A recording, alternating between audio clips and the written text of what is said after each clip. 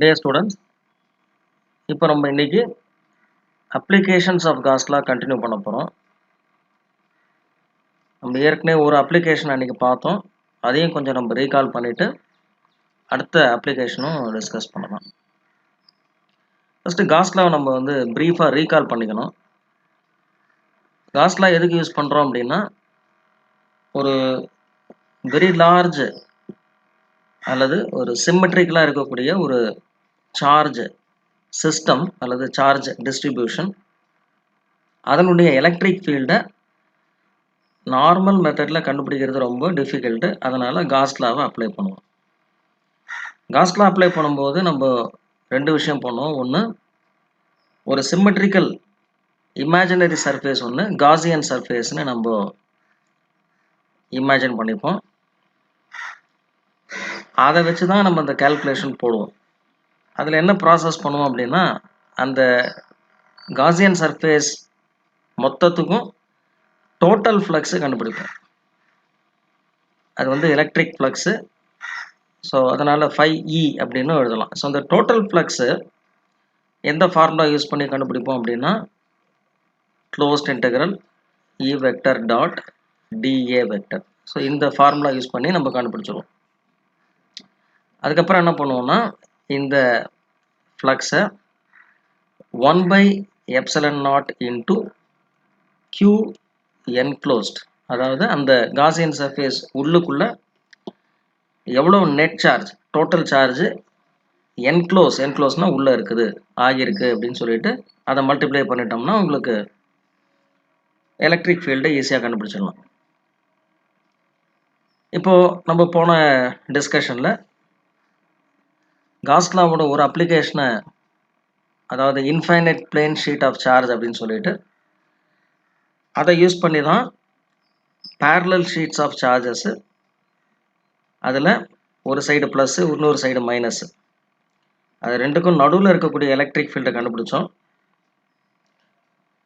அதை பேஸ் பண்ணி தான் கெப்பாசிட்டரோட தியரி, பேரலல் பிளேட் கெப்பாசிட்டரோட டெரிவேஷன் நம்ம பார்த்தோம். ஸோ நம்ம ரொம்ப ப்ரீஃபாக பார்த்துட்டு நம்ம அடுத்த ஒரு சம் ஒன்று போட்டுட்டு அடுத்ததுக்கு போகலாம்.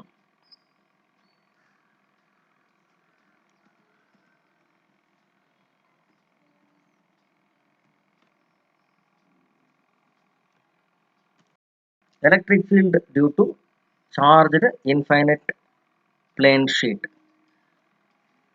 ஸோ இப்போ டயக்ராமில் கொடுத்துருக்கிற இந்த மாதிரி ஒரு லார்ஜ் பிளேன் ஷீட் ஒன்று, இதுதான் அந்த லார்ஜ் பிளேன் ஷீட்டு.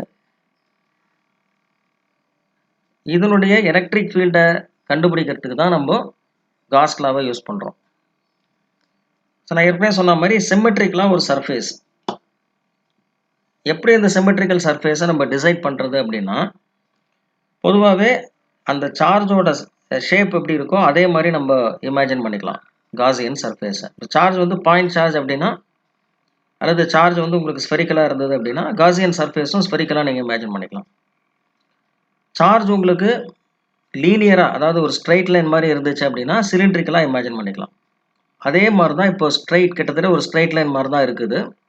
என்ன டிஃப்ரென்ஸ் அப்படின்னா, ஒரு லாங் பிளேன் மாதிரி இருக்கு. ஸோ இப்போ நம்ம வந்து சிலிண்ட்ரிக்கல் காசியன் சர்ஃபேஸ் தான் எடுத்திருக்கோம் பாருங்கள். ஸோ எது இதில் காசியன் சர்ஃபேஸ்னு காட்டுறேன். ஸோ இந்த சிலிண்டர் தான் உங்களுக்கு காசியன் சர்ஃபேஸ். இது எப்படி வரைஞ்சிருக்காங்க அப்படின்னா, நம்மளுடைய கண்டுபிடிக்க வேண்டிய அந்த பிளேன் ஷீட்டை பியர்ஸ் பண்ணி அது உள்ள ஊடுருவி போகிற மாதிரி ரெண்டு சைடும் அந்த காசியன் சர்ஃபேஸ் ஒரே லெங்க்த்துக்கு, அதாவது சிம்மெட்ரிக்கல்னு சொல்கிறது, வரைஞ்சிருக்காங்க. நம்ம இப்போ கண்டுபிடிக்க வேண்டியது அந்த பிளேன் ஷீட்லேருந்து டிஸ்டன்ஸ் ஆர், அந்த இடத்துல எலக்ட்ரிக் ஃபீல்டு எவ்வளவுன்னு கண்டுபிடிக்கிறோம். ஸோ இப்போது பாயிண்ட் பின்னு எடுத்துக்கோங்களேன். இந்த பாயிண்ட் பியில் எவ்வளோ எலக்ட்ரிக் ஃபீல்டு அந்த ஷீட்னால் ப்ரொடியூஸ் ஆகுது அப்படின்ட்டு கண்டுபிடிக்கிறாங்க. ஸோ இதுக்கு நம்ம என்ன ப்ராசஸ் யூஸ் பண்ணோம் அப்படின்னா,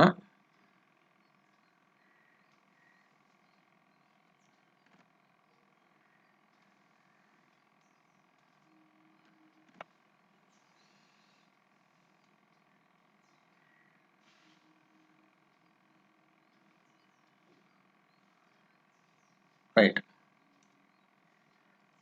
ஸோ இப்போ இதில் இந்த பிளேன் ஷீட்டில் உங்களுக்கு சார்ஜஸ் வந்து யூனிஃபார்மாக டிஸ்ட்ரிபியூட் ஆகிருக்கு. பாசிட்டிவ்னு நம்ம இப்போதைக்கு அசியூம் பண்ணிப்போம். நெகட்டிவ்க்கும் நம்ம கால்குலேட் பண்ணலாம். நெகட்டிவ்க்குனா ஆன்சர் வந்து நம்ம டிஸ்கஷன் பண்ணும்போது சொல்கிறேன். ஸோ சார்ஜ் வந்து உங்களுக்கு யூனிஃபார்மாக டிஸ்ட்ரிபியூட் ஆகிருக்கு மெட்டல் ஷீட்டுன்றதுனால. அப்படி I want to find out at the distance r. So இந்த பிளேன்ல இருந்து r டிஸ்டன்ஸில் என்ன வேல்யூன்னு கண்டுபிடிக்கணும்.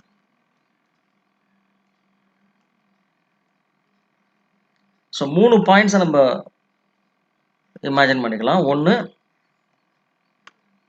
இந்த இடத்துல ஒரு பாயிண்ட்டு P, அதுக்கு ஆப்போசிட்டாக இந்த சைடில் P டேஷு, இந்த இடத்துல ஒரு பாயிண்ட்டு,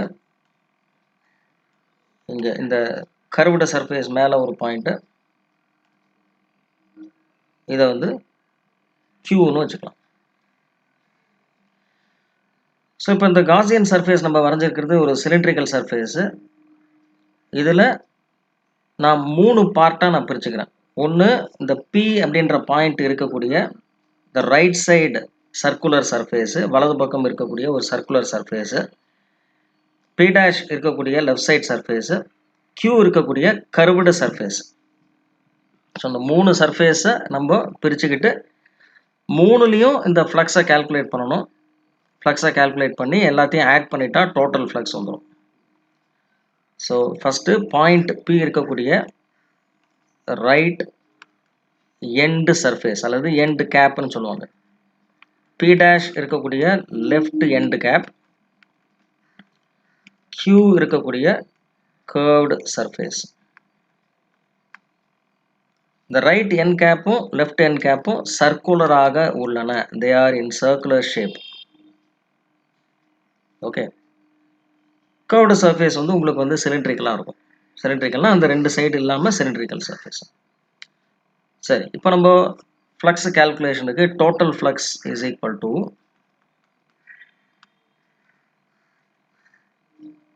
ஃபஸ்ட்டு நான் என்ன செய்கிறேன்னா, இந்த க்ளோஸ்ட் இன்டெக்ரல் கூட இப்போ போட வேண்டாம். ஏன்னா மொத்தமாக நம்ம போடும்போது க்ளோஸ்ட் இன்டெக்ரல் போடுறோம். இந்த P அப்படின்ற பாயிண்ட் இருக்கக்கூடிய அந்த சர்ஃபேஸுக்கு கால்குலேஷன். அடுத்தது P டேஷ்,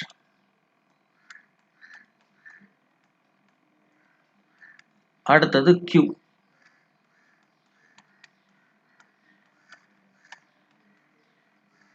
ரைட்.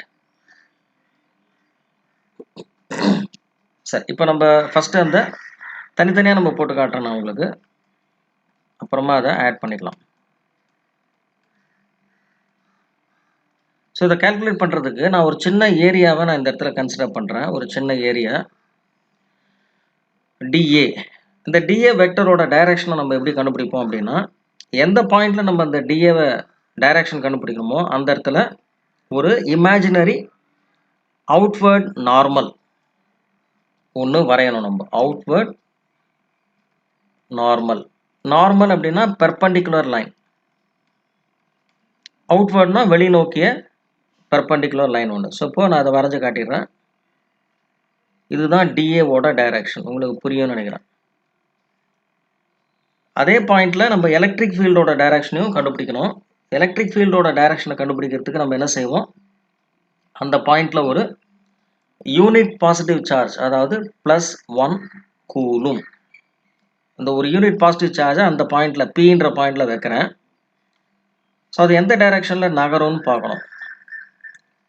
ஸோ அதை சுற்றி பார்த்தீங்கன்னா லெஃப்ட் சைடில் ஃபுல்லாக அந்த பெரிய பிளேன் ஷீட் இருக்குது. அதில் ஃபுல்லாக பாசிட்டிவ் சார்ஜ் இருக்குது இல்லையா? ஸோ அந்த பாசிட்டிவ் சார்ஜ்லாம் சேர்ந்து இந்த இடத்துல நம்ம வைக்கிற அந்த யூனிட் பாசிட்டிவ் சார்ஜை ரிப்பல் பண்ணும். அப்போது அதுவும் ரைட் சைடு நோக்கி டுவர்ட்ஸ் ரைட் ஐ கேப்னு நம்ம சொன்னோம் இல்லையா, கன்வென்ஷனலாக ஐ கேப் அந்த டைரக்ஷனில் மூவ் ஆகும். இது ஈயோட டைரக்ஷன், இ வெக்டார். ரெண்டும் ஒரே டைரக்ஷனில் இருக்கிறதுனால θ0. அப்புறம் நம்ம ஃபார்முலா யூஸ் பண்ணும்போது நம்ம என்ன பண்ணணும் தெரியும், EDA cos θ. காஸ் θ வந்து cos0. cos0 1. ஸோ அப்போ அது 1 ஆகிடுது. எலக்ட்ரிக் ஃபீல்டு வந்து ஒரே டிஸ்டன்ஸில் அந்த கேப்போட எல்லா பாயிண்ட்ஸும் இருக்கிறதுனால அந்த P அப்படின்ற பாயிண்ட் இருக்கக்கூடிய அந்த ரைட் சைடு எண்ட் கேப் வந்து ஒரே டிஸ்டன்ஸில் தான் எல்லா பாயிண்ட்ஸுமே அந்த கேப்பில் இருக்குது அந்த ஷீட் ஆஃப் சார்ஜ்லேருந்து. ஸோ அதனால் E வந்து கான்ஸ்டன்ட் வெளியில் எடுத்துடலாம். நீங்கள் இன்டிகிரேட் பண்ண போகிறது DA. DAவை இன்டிகிரேட் பண்ணால் A. யூஸ்வலாக நம்ம A வந்து πr² போடுறது உண்டு. இந்த இடத்துல R வந்து நம்ம ரேடியஸ் கிடையாது, டிஸ்டன்ஸ். அதனால் கன்ஃபியூஸ் பண்ணிக்காதீங்க. வெறும் EAன்னு போட்டால் போதும். அடுத்து செகண்ட் P' பார்ப்போம். E vector dot DA vector. So இப்போ இந்த இடத்துல ஒரு சின்ன ஏரியா ஒன்று நான் கன்சிடர் பண்ணுறேன். Outward normal along the -i cap direction இருக்கும். Outward normal DA vector. So அந்த இடத்துல ஒரு யூனிட் பாசிட்டிவ் சார்ஜ் வச்சிங்கன்னா அதுவும் அதே டைரக்ஷனில் தான். ஏன்னா அதுக்கு ரைட் சைடில் தான் உங்களுக்கு வந்து சார்ஜஸ் இருக்குது. ஸோ அதனால் E வெக்டரோட டைரக்ஷன் தீட்டா ரெண்டுமே சேம் டைரக்ஷனாக இருக்கனால 0. அதே ப்ராசஸ் தான் EDA cos theta 1 which is equal to நான் ஒரு ஸ்டெப்பை ஸ்கிப் பண்ணி EAன்னு எழுதிடுறேன். ஸோ புக்கில் வந்து இதை இந்த மாதிரி ஸ்டெப்ஸ் வைஸ் காட்டியிருக்க மாட்டாங்க, டைரெக்டாக போட்டிருப்பாங்க. அடுத்து பார்த்தீங்கன்னா இந்த Qன்ற பாயிண்ட் இருக்கு இல்லையா, அதுக்கு நான் கால்குலேஷன் பண்ணணும். E vector dot DA vector Qவுக்கு. ஸோ இந்த இடத்துல நான் ஒரு நார்மல் வரைஞ்சேன் அப்படின்னா நார்மல் அவுட்வர்ட் நார்மல் வந்து இப்படி இருக்கும், DA வெக்டர். ஸோ அதே பாயிண்டில் நான் எலக்ட்ரிக் ஃபீல்டு வரையணும் அப்படின்னா ஒரு யூனிட் பாசிட்டிவ் சார்ஜ் வைக்கும்போது அது இந்த சைடு மூவ் ஆகும். ஏன்னா அதுக்கு லெஃப்ட் சைடில் தான் ஃபுல்லாக ப்ளஸ் சார்ஜ் இருக்குது. ஸோ அப்போ 90 டிகிரிஸ் வந்துடுது. cos 90 0. EDA cos theta. cos theta வந்து cos 90 0 இல்லையா. So cos 0 is 0, cos 90 is 0. So answer 0 ஆகிடுது. அப்போ நீங்கள் இந்த ஈக்குவேஷன் 1ல் கொண்டு போய் இதை சப்ஸ்டியூட் பண்ணிங்கன்னா EA இதோட வேல்யூ EA வருது, இதுவும் EA தான். இந்த தேர்ட் ஒன் வந்து 0. Third one is 0. எல்லாத்தையும் ஆட் பண்ணிங்கன்னா உங்களுக்கு டோட்டல் ஃப்ளக்ஸ் கிடச்சிரும். So total flux is equal to EA plus EA 2EAன்னு வருது. இது ஈக்குவேஷன் 2ன்னு வச்சுக்கோங்க. இப்போ நீங்கள் என்ன கண்டுபிடிக்கணும் அப்படின்னா 1/ε0 into Q enclosed. Q enclosedங்கிறது என்ன அப்படின்னு கேட்டிங்கன்னா இந்த காசியன் சர்ஃபேஸ் உள்ளுக்குள்ளே எவ்வளோ சார்ஜ் என்க்ளோஸ் ஆகிருக்கு அப்படின்னு. இப்போ இந்த இன்ஃபைனைட் சர்ஃபேஸ் நீங்கள் பார்த்தீங்கன்னா சார்ஜ் சர்ஃபேஸு இந்த சைடு இருக்கக்கூடிய சார்ஜ் எல்லாம் இந்த சைடு இருக்கக்கூடிய சார்ஜ் எல்லாம் வெளியில் இருக்குது. இந்த காசியன் சர்ஃபேஸுக்கு வெளியில் இதெல்லாமே வெளியில் இருக்குது. எந்த சார்ஜஸ் வந்து இந்த காசியன் சர்ஃபேஸ் உள்ளே இருக்குது அப்படின்னு கேட்டிங்கன்னா இந்த போர்ஷன் அந்த பியர்ஸ் ஆகி உள்ளே போகுது பார்த்தீங்களா, அந்த போர்ஷனில் மட்டும்தான் உங்களுக்கு சார்ஜஸ்ஸு உள்ளுக்குள்ளே இருக்கும், என்க்ளோஸ் ஆகிருக்கும். ஸோ இந்த போர்ஷன் மட்டும்தான் நமக்கு கேல்குலேஷனில் வரும். இது எவ்வளோன்னு எப்படி கண்டுபிடிக்கிறது அப்படின்னா இதுக்கு ஒரு மெத்தடை நம்ம யூஸ் பண்ண போகிறோம். இப்போ இந்த டயக்ராமில் ஒரே ஒரு ப்ளஸ் மார்க் பண்ணியிருக்கோம் பார்த்தீங்களா, நீங்கள் 1ன்னுலாம் எழுதக்கூடாது. எவ்வளோ சார்ஜுன்னு கண்டுபிடிக்கிறதுக்கு வேறு ஒரு மெத்தடை நம்ம யூஸ் பண்ணுறோம். நம்ம என்ன யூஸ் பண்ணுறோம்னா சர்ஃபேஸ் சார்ஜ் டென்சிட்டி அப்படின்னு ஒரு புது குவான்டிட்டி ஒன்று நம்ம இன்ட்ரடியூஸ் பண்ணுறோம். ஏற்கனவே நம்ம லீனியர் சார்ஜ் டென்சிட்டி பார்த்தது தான், அதே மாதிரி தான். சர்ஃபேஸ்ன்ற போது சார்ஜை ஏரியாவால் டிவைட் பண்ணோம், அவ்வளோதான். இப்போது நம்ம இங்கே க்ரீன் கலரில் ஒரு ஏரியா வரைஞ்சிருக்கோம் பார்த்தீங்களா, அது வந்து இந்த மற்ற 2 என் கேப்ஸ் மாதிரியே தான் வரைஞ்சிருக்கும். அப்போ அதோட ஏரியா ஏ தான். அப்போது இந்த சர்ஃபேஸ் சார்ஜ் டென்சிட்டி அப்படின்னா என்ன, பை டெஃபினிஷன் என்னன்னு பார்த்தீங்கன்னா charge per unit area. Charge per unit area அப்படின்னா என்ன அர்த்தம்னா 1 மீட்டர் ஸ்கொயர் 1 ஏரியா இருந்துச்சு அப்படின்னா எவ்வளோ சார்ஜ் இருக்கும்னு சொல்லியிருக்காங்க. அதுக்கு பேர் தான் sigma, charge per unit area. சிக்மானா சார்ஜ் பர் யூனிட் ஏரியா அல்லது சர்ஃபேஸ் சார்ஜ் டென்சிட்டி. அதாவது யூனிட் ஏரியானா 1, ஒரு யூனிட் ஏரியாவில் அதாவது 1 மீட்டர் ஸ்கொயரில் இருக்கிற சார்ஜ் சிக்மா. அப்போ நம்ம இப்போ இந்த டயக்ராமில் இந்த க்ரீன் கலர் சர்ஃபேஸ் தான் நமக்கு என்க்ளோஸ்டு சார்ஜ் அதில் தான் இருக்குது, அதோட ஏரியா ஏ இல்லையா. ஸோ இது வந்து மாங்காய் கணக்குன்னு சொல்லுவோம். ஒரு மாங்காய் எவ்வளோ ரூபான்னா 8 மாங்காய் எவ்வளோ ரூபா? அந்த கணக்கு தான். 1 மீட்டர் ஸ்கொயர்டுக்கு சிக்மானா, A மீட்டர் ஸ்கொயர்டுக்கு எவ்வளவு? 1க்கு சிக்மா அப்படின்னா A எவ்வளவு? அப்போ A இன்டு சிக்மான்னு எழுதலாம் அல்லது சிக்மா இன்டு A அப்படியே மல்டிப்ளை பண்ணிட்டு. ஸோ இதுதான் நமக்கு என்க்ளோஸ்டு சார்ஜ். Q enclosed. இது எனக்கு ஈக்குவேஷன் 3. இப்போ நம்ம காஸ் லால சப்ஸ்டிட்யூட் பண்ணிடலாமா? Total flux is equal to 1 by epsilon naught Q enclosed. So total flux வந்து 2EA 1 by epsilon naught into Q enclosed வந்து sigma A. A ரெண்டுலுமே கேன்சல் ஆகிடும். நம்ம கண்டுபிடிக்க வேண்டியது electric field. E is equal to right சைடில் மேலே 1 into sigma வருது divided by left சைடில் இருக்கிற 2 வந்து ரைட் ஹேண்ட் சைடில் டினாமினேட்டருக்கு வந்துடும் 2 எப்சிலன் நாட். ஸோ இதுதான் உங்களுக்கு எலக்ட்ரிக் ஃபீல்டோட மேக்னிடியூட். டைரக்ஷன் அப்படின்னு பார்த்தீங்கன்னா எலக்ட்ரிக் ஃபீல்டு எந்த டைரக்ஷனில் இருக்கும் அப்படின்னா பாயிண்ட் பியை பொறுத்த வரைக்கும் ஐ கேப் டைரக்ஷனில் இருக்கும். பாயிண்ட் பின்னா அந்த எண்டு கேப் இருக்கக்கூடிய எல்லா பாயிண்ட்ஸ்லுமே ஐ கேப் டைரக்ஷனில் இருக்கும். பி டேஷ் இருக்கக்கூடிய அந்த என் கேப்பில் மைனஸ் ஐ கேப் டைரக்ஷனில் இருக்கும். அதனால் நம்ம ஐ கேப்பு மைனஸ் ஐ கேப்புன்னு ஒரு பாயிண்ட்டுக்காக நம்ம எழுத வேண்டாம். ஜென்ரலாக எழுதும்போது பர்பண்டிகுலராக அந்த சர்ஃபேஸுக்கு பர்பண்டிகுலராக டைரக்ஷன் இருக்குது, அவுட்வேர்டாக இருக்குது அப்படின்றத எப்படி நம்ம எழுதலாம் அப்படின்னா E vector is equal to sigma divided by 2 epsilon நாட்னு போட்டு என் கேப்னு போட்டுக்கலாம். ஸோ இதுதான் உங்களுக்கு ஆன்சர். இதில் முக்கியமான கன்க்ளூஷன் நீங்கள் என்ன பார்க்கணும் அப்படின்னு கேட்டிங்கன்னா நம்ம டயக்ராம் போடும்போது ஆறுன்னு ஒரு டிஸ்டன்ஸை நம்ம மார்க் பண்ணியிருந்தோம். ஆறுங்கிற டிஸ்டன்ஸில் தான் நம்ம கண்டுபிடிக்கணும்னு சொல்லியிருந்தோம். ஆனால் ஆறு இந்த ஈக்குவேஷனில் இல்லை பாருங்கள். அப்படின்னா என்ன அர்த்தம் அப்படின்னா டிஸ்டன்ஸ் கம்மியாக இருந்தாலும் டிஸ்டன்ஸ் அதிகமாக இருந்தாலும் இன்ஃபைனைட் சார்ஜ்டு ஷீட்டை பொறுத்த வரைக்கும் எலக்ட்ரிக் ஃபீல்டு சேமாக தான் இருக்கும். சிக்மா பை 2 எப்சிலன் நாட் தான் இருக்கும். டைரக்ஷன் வந்து அவுட்வேர்டாக நார்மல் டைரக்ஷனில் இருக்கும் அப்படின்றத நம்ம புரிஞ்சுக்கணும். இது வரைக்கும் என்ன பார்த்தோம் அப்படின்னா இந்த மாதிரி ஒரு infinite plane sheet of charge with positive charge இருக்கும்போது அதனுடைய எலக்ட்ரிக் ஃபீல்டு எவ்வளவுன்றதை நம்ம பார்த்தோம். இப்போ பாருங்கள் அந்த கேல்குலேஷன் புக்கில் எப்படி கொடுத்துருக்காங்கன்னு. இந்த இதில் வந்து பாயிண்ட் வந்து நம்ம பிபி டேஷு கியூக்கு பதிலாக கர்வ்டு சர்ஃபேஸ்னு எழுதியிருக்காங்க, அவ்வளோதான். ஸோ இந்த கேல்குலேஷன் பார்த்தீங்கன்னா இந்த இடத்துல வேர்டிங்ஸ்லேயே முடிச்சிடுறாங்க. இந்த இடத்துல வேர்டிங்ஸில் முடிச்சிடறாங்க.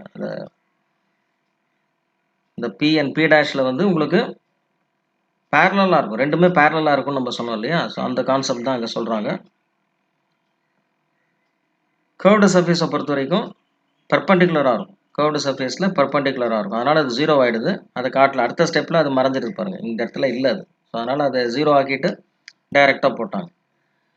ஸோ Q என்க்ளோஸ்ட் கண்டுபிடிக்கிறது வந்து சிக்மா இன்ட்டு ஏன்னு நம்ம ஏன் வந்ததுன்னு சொன்னோம் நம்ம.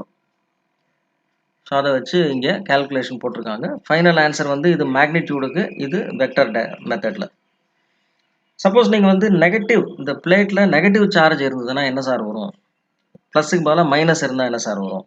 ஆன்சர் வந்து மைனஸில் வருமா அப்படின்னா மைனஸில் வராத ஆன்சர். எழுதிக்கோங்க. If the plane sheet is having negative charges spread uniformly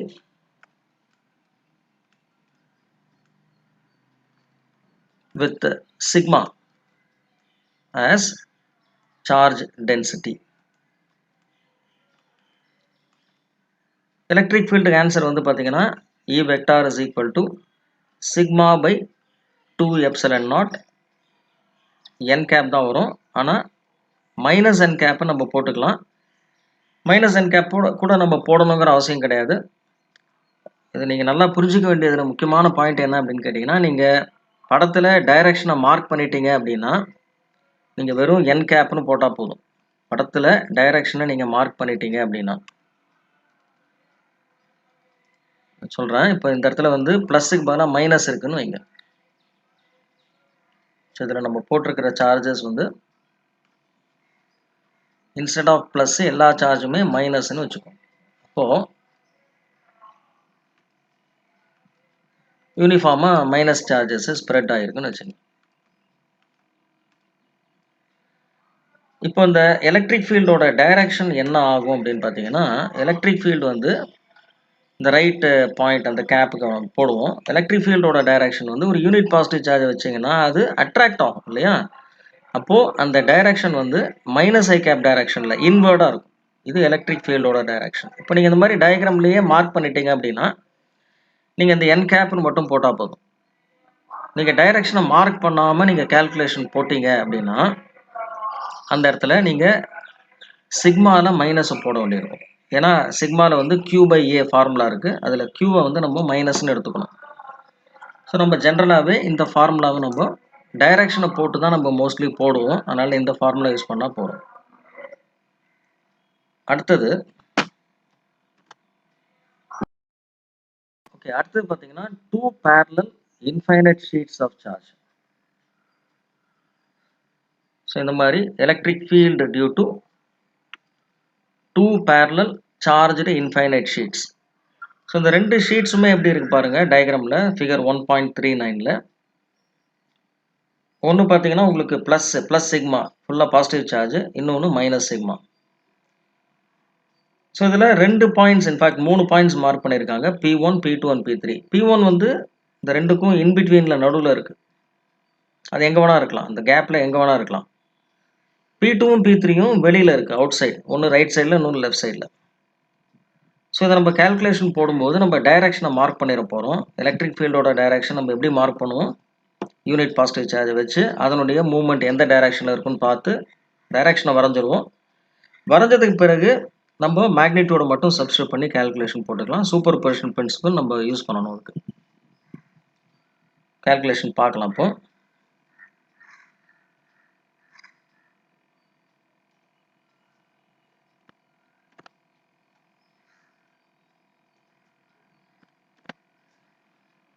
இப்போ நீங்கள் வந்து அந்த ஷீட்ஸ் ஆஃப் சார்ஜை வந்து நம்ம உங்களுக்கு ஷீட் அந்த சைஸ் அந்த ஷீட் மாதிரியே காட்டலாம், இல்லைனா இந்த மாதிரி 2 கோடு மாதிரி போட்டால் கூட ஓகே தான். அந்த 2 ஷீட்ஸும் நம்ம வந்து எக்ஸ் அண்ட் ஒய்னு மார்க் பண்ணிப்போம். எக்ஸில் பார்த்தீங்கன்னா உங்களுக்கு பாசிட்டிவ் சார்ஜஸ் யூனிஃபார்மாக ஸ்ப்ரெட் ஆகிருக்கு.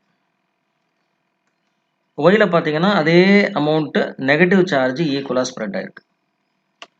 எக்ஸில் இருக்கோட வேல்யூ நம்ம ப்ளஸ் சிக்மா அதனுடைய சார்ஜ் டென்சிட்டி, இது மைனஸ் சிக்மா. இப்போ நான் கண்டுபிடிக்க வேண்டியது I want to find out for P1 இந்த பாயிண்ட்டு, P2 வெளியில் இருக்கிற பாயிண்ட் ரைட் சைடில், அதே மாதிரி லெஃப்ட் சைடில் வெளியில் இருக்கிற பாயிண்ட்டு P3.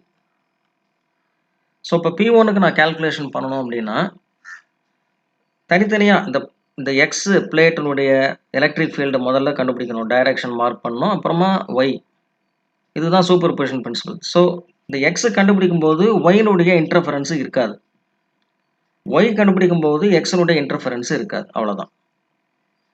சரி, இப்போ நம்ம எக்ஸனுடைய எலக்ட்ரிக் ஃபீல்டு டைரக்ஷன் போடுவோம். யூனிட் பாசிட்டிவ் சார்ஜை P1ல் வச்சுருங்க. அதெல்லாம் ரைட் சைடில் ரிப்பல் ஆகும். ஸோ அலாங் இந்த ஐ கேப் டைரக்ஷன் அது மூவ் ஆகும். இது E1ஓட டைரக்ஷன், அல்லது E+. இது முடிஞ்சது. அடுத்தது இப்போது மைனஸ் சார்ஜ், இந்த ரைட் சைடில் இருக்கக்கூடிய ஒய் பிளேட், அது மைனஸை வச்சுருக்கிறதுனால அந்த யூனிட் பாசிட்டிவ் சார்ஜை தன்னை நோக்கி அட்ராக்ட் பண்ணும், அதாவது டுவர்ட்ஸ் த ரைட். அகெயின் அதே டைரக்ஷன் தான், ஐ கேப் டைரக்ஷன் தான்.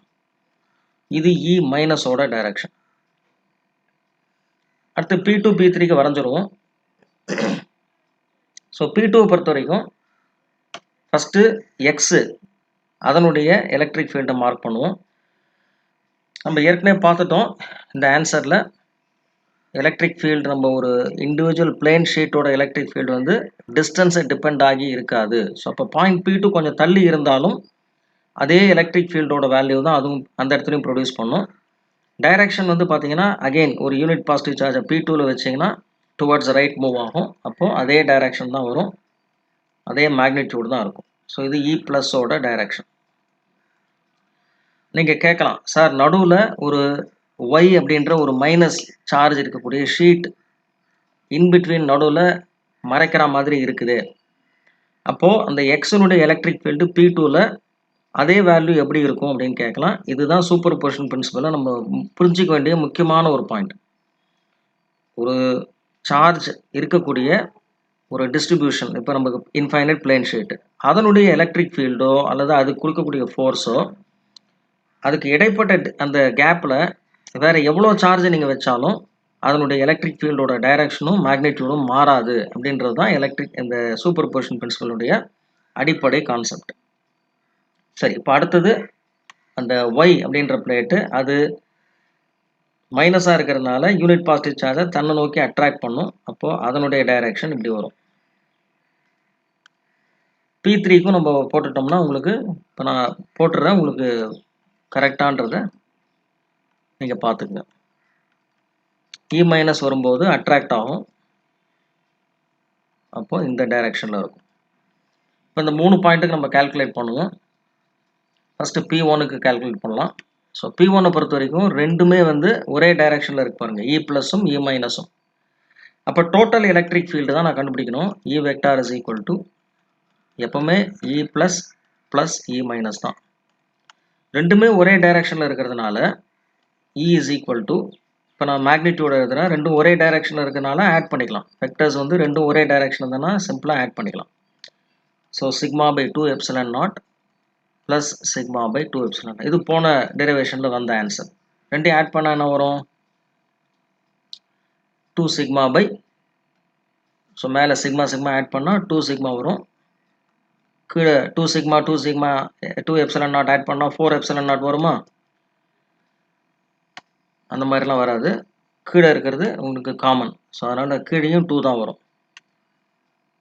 2 கேன்சல் பண்ணிடுங்க. இப்போ எலக்ட்ரிக் ஃபீல்டோட வேல்யூ இன்சைட் பாயிண்ட் Pன்ற பாயிண்டில் எவ்வளோ வரும்னா P1ல் சிக்மா பை 2 எப்சிலன் நாட் வரும். நீங்கள் வெக்டரில் எழுதணும் அப்படின்னா E P1 vector is equal to sigma by 2 epsilon naught n கேப்னு எழுதினா போதும்.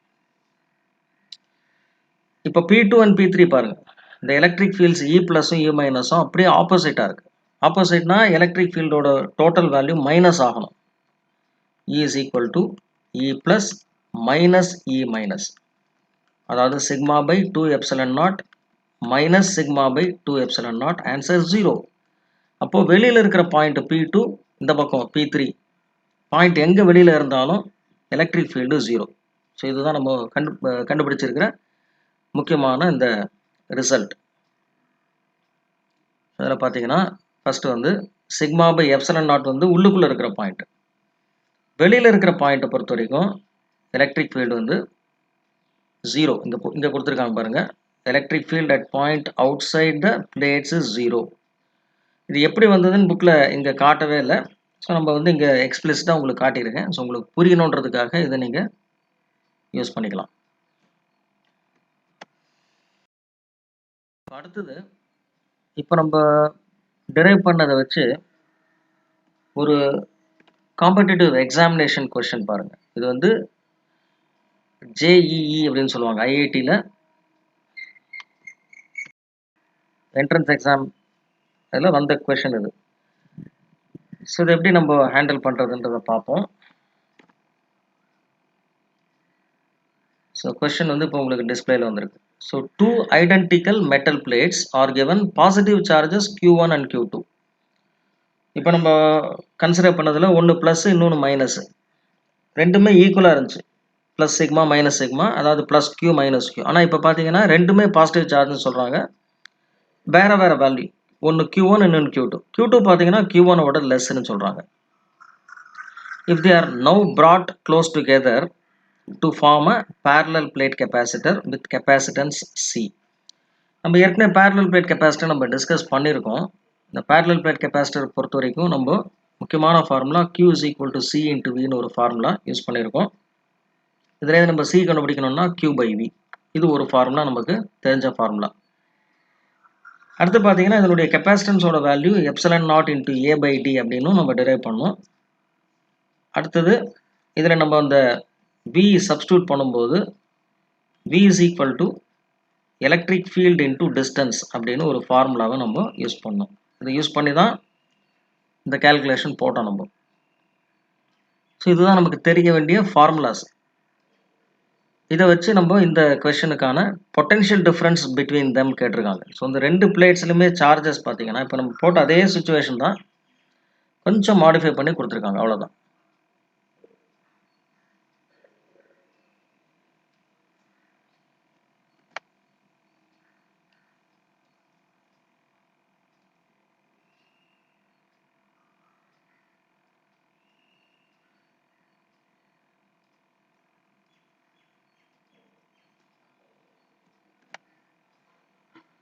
ஓகே. ஸோ பார்த்தீங்கன்னா இதில் ஒன்று வந்து ரெண்டுமே பாசிட்டிவ் சார்ஜ் தான். ஸோ இதில் வந்து Q1 இருக்குது, ப்ளஸ் Q1 இது. இதில் கொஞ்சம் சார்ஜ் கம்மியாக இருக்குது, இது வந்து Q2. இது ரெண்டையும் பக்கத்தில் கொண்டு வந்து ஒரு பேரலல் பிளேட் கெப்பாசிட்டராக ஃபார்ம் பண்ணியிருக்காங்க. அதனுடைய பொட்டன்ஷியல் டிஃபரன்ஸ் எவ்வளோன்னு கேட்டிருக்காங்க. இந்த ரெண்டு பிளேட்டுக்கும் நடுவில் இருக்கக்கூடிய வோல்டேஜ் எவ்வளோன்னு கேட்டிருக்காங்க. ஸோ நீங்கள் பொட்டன்ஷியல் டிஃபரன்ஸ் கண்டுபிடிக்கிறதுக்கு Q is equal to CV formula இருக்கு இல்லையா, Q is equal to CV. இதுலேருந்து நம்ம V கண்டுபிடிக்கணும்னா V is equal to Q by Cன்னு நம்ம ஃபார்முலா வரும். இந்த ஃபார்முலா நம்ம யூஸ் பண்ணுறது கொஞ்சம் கஷ்டம். ஏன்னா ரெண்டு பிளேட்லையுமே உங்களுக்கு ப்ளஸ் Q மைனஸ் Qன்னு இருக்கும்போது நம்ம Qன்னு போட்டுக்கலாம். இதில் ரெண்டுமே வேறு வேறு சார்ஜ் இருக்குது. அப்போது நீங்கள் Q1 ப்ளஸ் Q2 போடணுமா, Q1 மைனஸ் Q2 போடணுமா, அல்லது ரெண்டுனுடைய average Q1 plus Q2 by 2 போடணுமான்றது கன்ஃபியூஷன் வரும். நமக்கு என்ன பண்ணுறதுன்னு தெரியாது. அப்போ நம்ம இந்த அப்ரோச் எடுக்கக்கூடாது. பொட்டன்ஷியல் டிஃபரன்ஸ் தானே கேட்டிருக்காங்க, அப்போ நம்ம இந்த அப்ரோச் எடுக்கலாம். ஸோ இந்த பொட்டன்ஷியல் டிஃபரன்ஸ் கால்குலேட் பண்ணுற மெத்தட். ஸோ அதுக்கு நம்ம என்ன பண்ணணும் ஃபஸ்ட்டு அப்படின்னு கேட்டிங்கன்னா, அந்த எலக்ட்ரிக் ஃபீல்டை கண்டுபிடிக்கணும். ஸோ எலக்ட்ரிக் ஃபீல்டு வந்து அந்த பாயிண்ட் உள்ளுக்குள்ளே எப்படின்னு கண்டுபிடிக்கணும். இப்போ தான் நம்ம பார்த்தோம். ஸோ இந்த பாயிண்ட் நம்ம எலக்ட்ரிக் ஃபீல்டு கண்டுபிடிக்கணும்னா ஃபஸ்ட்டு லெஃப்ட் சைடில் இருக்கக்கூடிய அந்த Q1 அப்படின்ற அந்த பிளேட், இது எக்ஸ்ன்னு வச்சுப்போம், அது ஒய்ன்னு வச்சுப்போம். எக்ஸ்ன்ற பிளேட்னுடைய எலக்ட்ரிக் ஃபீல்டு எந்த டைரக்ஷனில் இருக்கும்? ஸோ அது யூனிட் பாசிட்டிவ் சார்ஜை ரிப்பல் பண்ணும், அதனால் இந்த டைரக்ஷனில் இருக்கும். இது E1ன்னு வச்சுப்போம். அடுத்தது ரைட் சைடில் இருக்கக்கூடிய அந்த ஒய் பிளேட், அது என்ன பண்ணும் அப்படின்னு கேட்டிங்கன்னா, அதுலேயும் ப்ளஸ் சார்ஜ் இருக்கிறதுனால அதுவும் அந்த யூனிட் பாசிட்டிவ் சார்ஜை ரிப்பல் பண்ணும், ஆனால் அது இந்த டைரக்ஷனில் ரிப்பல் பண்ணும். இப்போ பாருங்கள், இந்த சைஸ் வந்து E1 E2க்கு நான் கொஞ்சம் டிஃப்ரென்ஸ் காட்டியிருக்கேன். ரெண்டுமே ஈக்குவல் கிடையாது, அதனால் ஈக்குவலாக போடலை. E1 கொஞ்சம் பெருசாக போட்டிருக்கேன் E2ஓட, ஏன்னா இந்த ஃபஸ்ட்டு பிளேட்டில் சார்ஜ் அதிகமாக இருக்குது, அதனால் அதனுடைய எலக்ட்ரிக் ஃபீல்டு கொஞ்சம் அதிகமாக இருக்கும். ஸோ இதுதான் நம்ம புரிஞ்சுக்க வேண்டியது. ஸோ இப்போ நம்ம டோட்டல் எலக்ட்ரிக் ஃபீல்டு ரெண்டும் ஆப்போசிட்டாக இருக்கனால மைனஸ் பண்ண வேண்டியிருக்கு. ஸோ E1 மைனஸ் E2 பண்ணால் போதும். ஃபார்முலா உங்களுக்கு தெரியும், சிக்மா பை 2 எப்சிலன் நாட். ஆனால் ரெண்டுமே வேறு வேறு சார்ஜ் இருக்கிறதுனால sigma 1 by 2 epsilon naught minus sigma 2 by 2 epsilon நாட்னு போடுறோம். இது புரிஞ்சுதா? ஏன்னா நம்ம டெரிவேஷன் போன டெரிவேஷனில் ரெண்டுலையுமே சிக்மா பை 2 எப்சிலன் நாட் போட்டோம். ஏன்னா ரெண்டுலுமே சார்ஜஸ் ஈக்குவலாக இருந்துச்சு. இப்போ ரெண்டுமே சார்ஜ் வேறு வேறு இருக்கிறதுனால sigma 1 sigma 2. So this is equal to இந்த 1 பை 2 எப்சிலன் நாட்டை வெளியே எடுத்துடலாம். சிக்மா 1 மைனஸ் சிக்மா 2ன்னு வரும். ஸோ சிக்மாக்கு ஃபார்முலா உங்களுக்கு தெரியும், Q பை A. அப்போ சிக்மா 1 மைனஸ் சிக்மா 2 போடுற இடத்துல நான் என்ன பண்ண போகிறேன்னா 1 பை 2 எப்சிலன் நாட் போட்டுட்டு Q1 by A minus Q2 by A. இப்போ ஏவையும் வெளியே எடுத்துடலாம். 1 பை 2 எப்சிலன் நாட் ஏன்னு போட்டுட்டு Q1 மைனஸ் Q2. இதுதான் எலக்ட்ரிக் ஃபீல்டு. இந்த எலக்ட்ரிக் ஃபீல்டு அந்த டிஸ்டன்ஸ், அஃப்கோர்ஸ் டிஸ்டன்ஸ் வந்து நமக்கு டின்னு தான் வச்சுக்க போகிறோம். ரெண்டு பிளேட்டுக்கு நடுவில் இருக்க டிஸ்டன்ஸு டி. ஸோ இந்த டியால் மல்டிப்ளை பண்ணிட்டா உங்களுக்கு V கிடச்சிடும். So V is equal to E into d. இந்த ஃபார்முலா நம்ம அந்த கெப்பாசிட்டன்ஸ் டெரிவேஷன் நம்ம போன கிளாஸில் போட்டோம், அதில் வந்துருக்கும். ஸோ டி மேலே வருது இல்லையா, ஸோ மல்டிப்ளை பண்ணிட்டீங்கன்னா D by 2 epsilon naught A into Q1 minus Q2ன்னு வருது. இப்போ இதில் நான் என்ன செய்ய போகிறேன்னா, இந்த Q1 மைனஸ் Q2 அப்படியே மேலே வச்சுக்க போகிறேன். இந்த டியை மட்டும் டினாமினேட்டர் கொண்டு வர போகிறேன் பாருங்கள். So Q1 minus Q2 by 2 epsilon naught A by டின்னு கொண்டு வரேன். இந்த டி வந்து ஆக்சுவலாக டினாமினேட்டருக்கு கீழே இருக்கிறதுனால மேலே இருக்கிற அந்த டி தான் இப்போ நம்ம இந்த மாதிரி எழுத முடியும். ஸோ இது கொஞ்சம் நீங்கள் யோசிச்சு பார்த்தீங்கன்னா அது ஈஸியாக புரியும். மேலே இருக்கிற டியை நம்ம டினாமினேட்டருக்கு கீழே கொண்டு வந்துட்டோம். இந்த ஃபார்முலா நான் ஏற்கனவே இங்கே எழுதி வச்சிருக்கேன் பாருங்கள், epsilon naught A by D. அதுதான் வந்து ஒரு parallel plate கெப்பாசிட்டரோட கெப்பாசிட்டன்ஸ்க்கான formula epsilon naught A by D. So அந்த இடத்துல சின்னு போட்டுக்கலாம் நீங்கள். This therefore implies that V is equal to Q1 minus Q2 by 2 into C.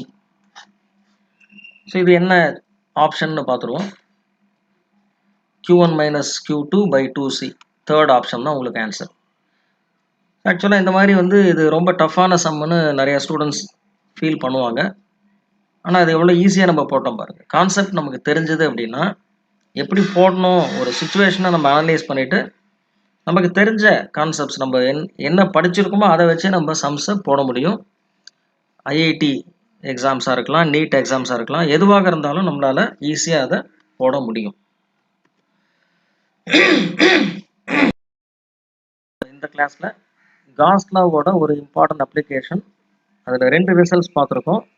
ஒரே ஒரு இன்ஃபைனைட் பிளேன் ஷீட் மட்டும் இருந்ததுன்னா அதனுடைய electric field E is equal to sigma by 2 epsilon naught. Direction வந்து நம்ம யூனிட் பாசிட்டிவ் சார்ஜை வச்சு அது எந்த டைரக்ஷனில் பர்பண்டிகுலராக மூவ் ஆகுமோ அதை நம்ம மார்க் பண்ணிக்கணும். இது வந்து ஒரு சிங்கிள் ஷீட்டுக்கு. அடுத்தது 2 பேரலல் ஷீட்ஸு, ரெண்டுலையுமே ஈக்குவல் சார்ஜ், ஒன்று ப்ளஸ் இன்னொன்று மைனஸ் அப்படின்னா எலக்ட்ரிக் ஃபீல்டு இன்சைடு பார்த்தீங்கன்னா உங்களுக்கு சிக்மா பை வெறும் எப்சிலன் நாட் 2 வராது. அவுட் சைட் பாயிண்ட்ஸை பொறுத்த வரைக்கும் பார்த்தீங்கன்னா எலக்ட்ரிக் ஃபீல்டு வந்து 0. ஸோ இந்த கேல்குலேஷன் யூஸ் பண்ணி நம்ம, அதாவது சூப்பர் பொசிஷன் ரூலை யூஸ் பண்ணி தான் நம்ம போட்டோம். அதை வச்சு இந்த சம்ஸும் எப்படி போடுறது நம்ம பார்த்தோம். ஸோ இதை நீங்கள் நல்லா திரும்ப திரும்ப பார்த்து நீங்கள் புக்கையே ரெஃபர் பண்ணி நீங்கள் தரவாக அதை படிச்சுக்கங்க.